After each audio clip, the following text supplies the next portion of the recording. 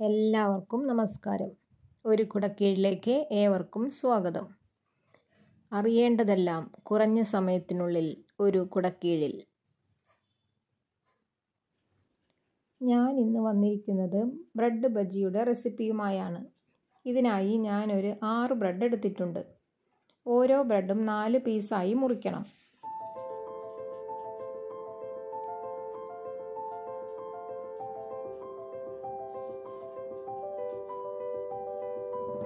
പിന്നെ വലിയ ഒരു സവാള ചെറുതായി അരിഞ്ഞത്, പച്ചമുളക് 4 എണ്ണം, ഇഞ്ചി 1 ഇഞ്ച് വലിപ്പത്തിലുള്ള കഷ്ണം, ഇവ ചെറുതായി അരിഞ്ഞത്,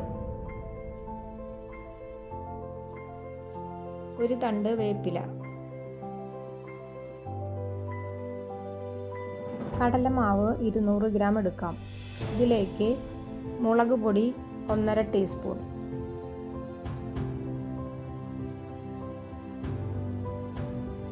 മഞ്ഞൾപ്പൊടി 1/2 ടീസ്പൂൺ, ഉപ്പ് പാകത്തിന്, ഒരു പിഞ്ച് ബേക്കിംഗ് സോഡ എന്നിവ ചേർത്ത് നന്നായി മിക്സ് ചെയ്യുക.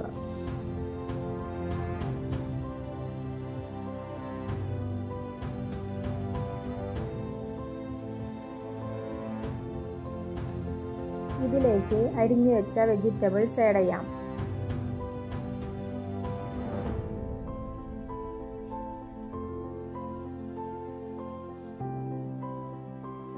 വീണ്ടും ഒന്ന് മിക്സ് ചെയ്യാം.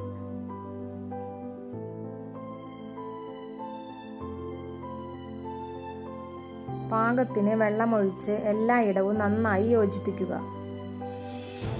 ഇതിലേക്ക് ആവശ്യമുള്ളവർക്ക് ഗരം മസാലപ്പൊടി ചേർക്കാവുന്നതാണ്.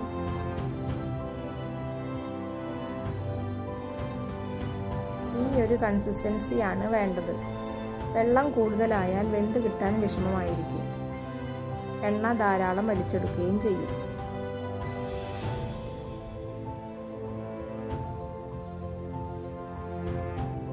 ഇനി ഇത് വേവിക്കാനായി ഒരു കടായിയോ ചുവട് കട്ടിയുള്ള ഏതെങ്കിലും പാത്രമോ സ്റ്റവിൽ വെച്ച് ഫ്ലെയിം ഓൺ ആക്കാം.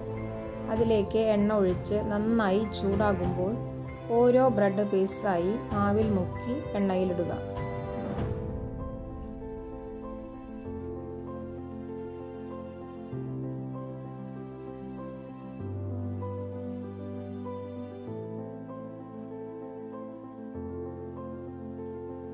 ഒരു ഭാഗം മൊരിയുമ്പോൾ മറിച്ചിടാം. തീ എപ്പോഴും മീഡിയം ഫ്ലെയിമിൽ ആയിരിക്കണം. വെന്ത് കഴിയുമ്പോൾ എണ്ണയിൽ നിന്നും കോരിയെടുക്കാം. Bread bajji ready. ഇതിൽ ബ്രെഡ് ഉപയോഗിക്കാതെ ബാക്കിയുള്ള ചേരുവകൾ ഉപയോഗിച്ചും ബജി ഉണ്ടാക്കാൻ സാധിക്കും. വെള്ളത്തിൻ്റെ അളവ് ഇത്ര വേണ്ടെന്ന് മാത്രം.